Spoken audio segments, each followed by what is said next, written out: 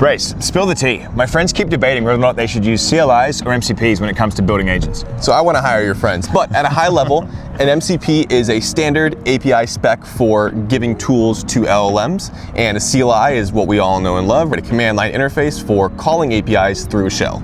Nice. And so when should I use each? So I think you should use MCP servers when you know about the server ahead of time, you want to have enterprise-grade authentication and access control, and or when you want to have specific human-in-the-loop permissioning on tools. For example, the Gmail MCP, I probably want to let it read whatever emails it wants, but I want to have human-in-the-loop on sending emails. That's very easy to do when you have explicit tools in an MCP server. For a CLI, you want to use it when you're using a CLI that's already been trained into the model. For example, the GitHub CLI, the model's already very familiar with it, or you have a very light API surface where you don't need the same level of authentication and access controls when you might be using an MCP server. And so they also mentioned something about the context window size. What's the deal there? Yeah, so going back to GitHub, for example, the MCP server for GitHub is about 45,000 tokens because it's giving every single API name, description, and schema to the model. But with the CLI, running the help command where it can see all of the tools is only about 1,500 tokens. So using the MCP server would give you more access, but it's also far more tokens than using CLI, where it's a little bit less access,